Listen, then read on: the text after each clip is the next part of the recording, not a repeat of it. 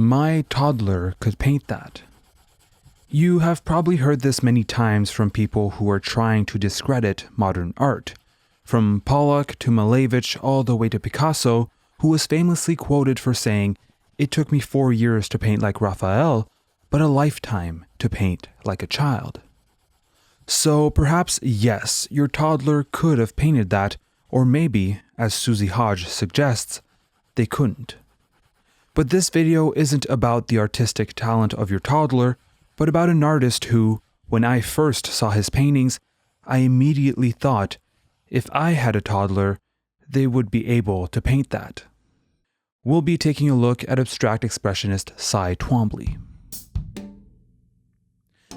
At the start of his career, Twombly was extremely influenced by Black Mountain College artists such as Franz Kline and Robert Motherwell. For example, we can look at his 1951 Zieg, made when he was only 23 years old, and compare it to Kline's compositions. He later developed a more unique style in 1955 with, notably, Academy. Instead of using paint like any other popular abstract expressionist of the time, Twombly decided to mark his canvas with pencils. It's hard to tell what's going on. It looks dirty, graffiti-like, rushed, and free. To be honest, the first image that came to mind when I saw this painting was an old bathroom stall where visitors clumsily scratched indecipherable messages on its wall. The reason why these lines could be messages instead of random marks is that we can see, if we look closely and attentively, many different letters and sometimes even words. The only one I could find, for example, is here. But Twombly didn't stop there. He still innovated and found new ways to paint subjects that mattered to him. For example, poetry and ancient mythology was one of his main inspirations.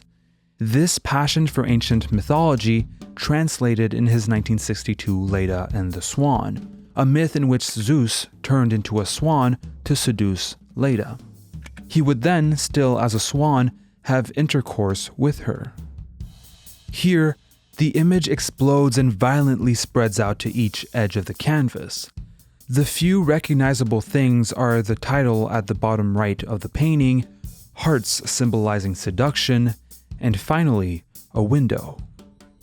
The window is the only thing that really looks out of place, and it's really hard to tell why it's there. Just like in Academy, the longer you look at this painting, the more you'll find different elements that help you understand it, yet it will still leave you puzzled.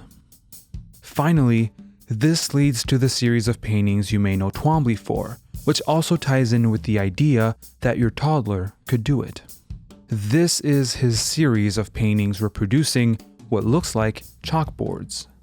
For example, Twombly would, with wax crayons, imitate some Palmer method exercises, which are drills aimed at improving your handwriting. Here, you can follow the artist's movement, its repetition, its rhythm, and as you go along, you can feel that rhythm accelerating. The strokes get more and more violent, they get stretched out in a crescendo of action, and finally, Twombly impatiently covers the blackboard with marks, applying them with as much gesture as possible. This final violent phase will be echoed in Twombly's two last series titled Bacchus, made between 2003 and 2008, and Camino Real, which will be his final paintings before his death in 2011. Twombly's work truly captivates me, but to be honest, I don't really know why. Why do I find Twombly's movement more interesting than, say, Pollock's? Maybe it could be the repetition, the rhythm, or the idea that, by looking long enough at a Twombly, you start seeing encrypted messages. When I look at one of these paintings, I feel like we're on the brink of a formulated thought. Something is about to reveal itself. We're almost there. We just need a couple more words, just a couple more letters. Perhaps this is why I'm entranced by Twombly's work. I don't necessarily understand it now, but I feel like I'm about to. Maybe just looking for a couple more minutes will allow me to see something more, find a word, find an image, find a feeling. Twombly's paintings have this ability to prompt curiosity. Thank you for watching. We'd like to thank Isak and all of our supporters on Patreon. If you'd like to join them in their support, check us out at patreon.com/thecanvas.